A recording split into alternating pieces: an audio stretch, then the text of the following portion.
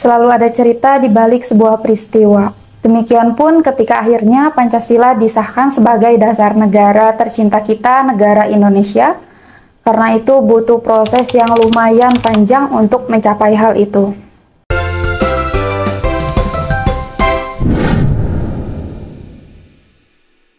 Halo pejuang, selamat datang di materi lanjutan tes wawasan kebangsaan bab Pancasila. Sekarang kita akan bahas materi rumusan dasar Pancasila.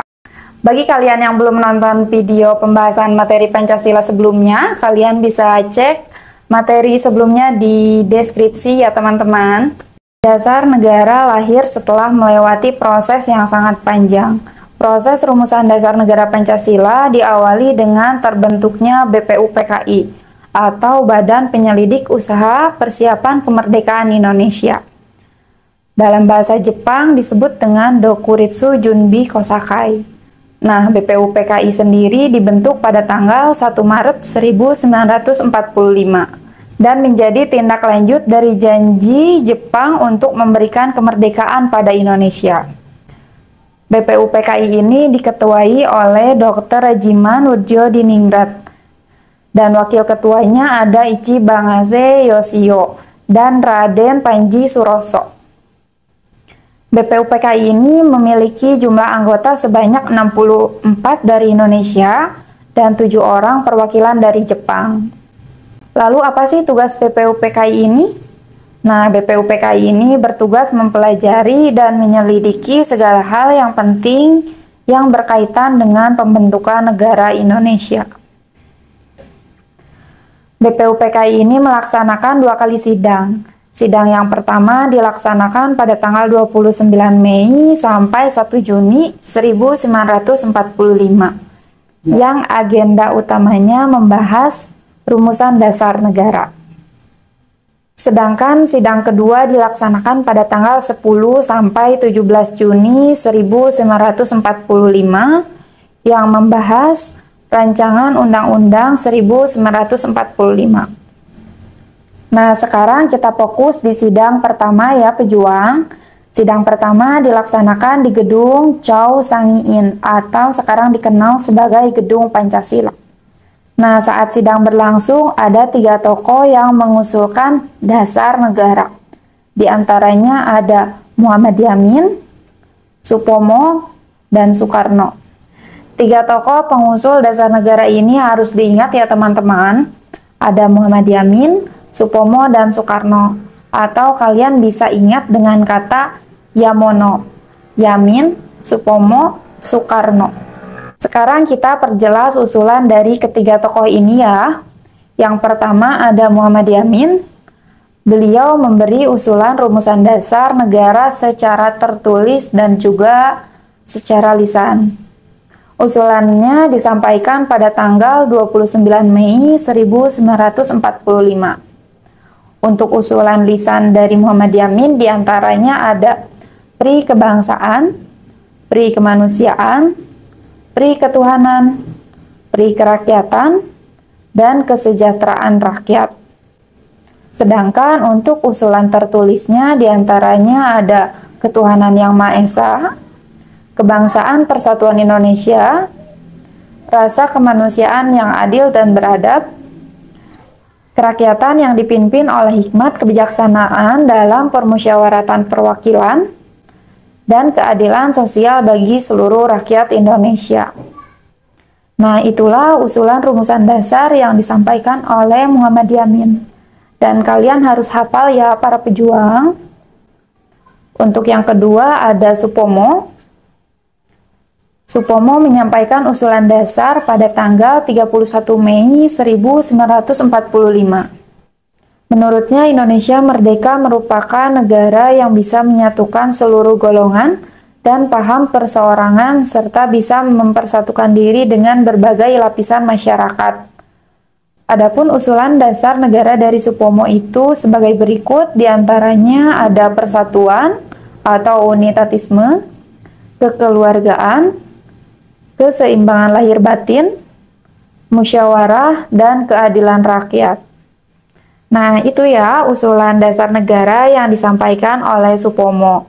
Kalian harus ingat usulan tiap tokoh-tokoh, oke? Biasanya suka muncul nih di tiap soal-soal CPNS. Semangat untuk para pejuang.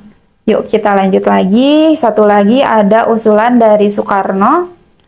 Beliau menyampaikan usulan rumusan dasar negara pada tanggal 1 Juni 1945.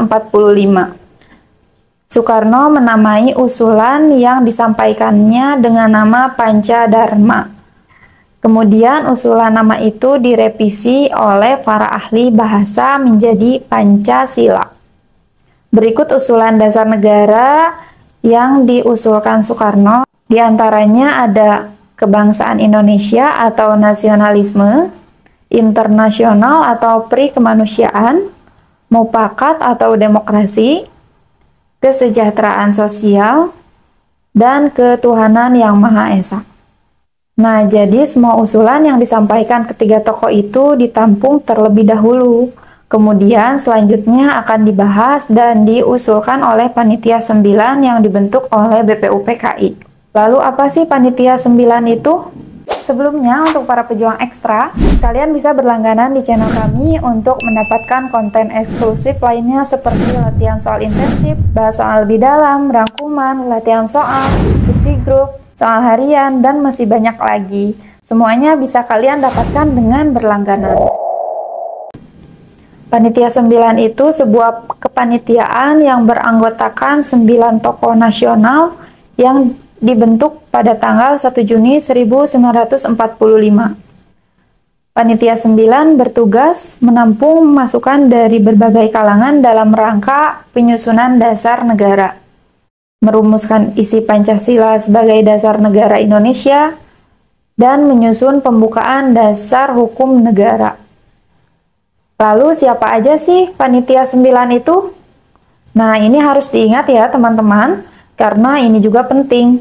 Di antaranya ada Soekarno, Muhammad Hatta, Muhammad Yamin, Ahmad Subarjo, A.A. Maramis, Abdul Kahar Muzakir, Agus Salim, Abi Kusno Cukro Sujoso, dan Abdul Wahid Hasim.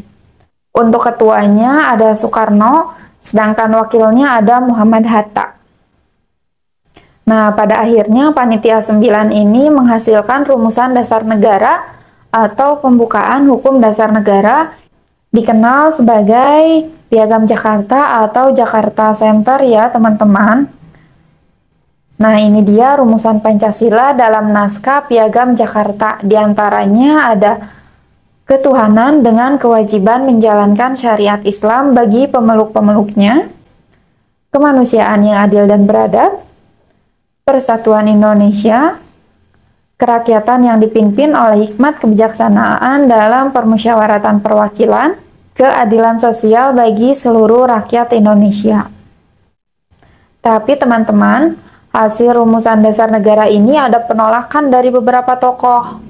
Di antaranya A.A. Maramis, Batu Harhari, dan masyarakat timur Indonesia karena menurutnya terlalu condong bernuansa Islami.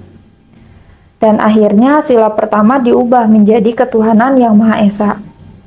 Dan inilah rumusan dasar negara kita Pancasila yang kita kenal hingga saat ini dan menjadi bagian pembukaan Undang-Undang 1945. Nah, jadi itu ya materi pembahasan kita kali ini, rumusan dasar negara Indonesia yaitu Pancasila. Untuk materi selanjutnya dan pembahasan soal, kalian bisa cek di deskripsi.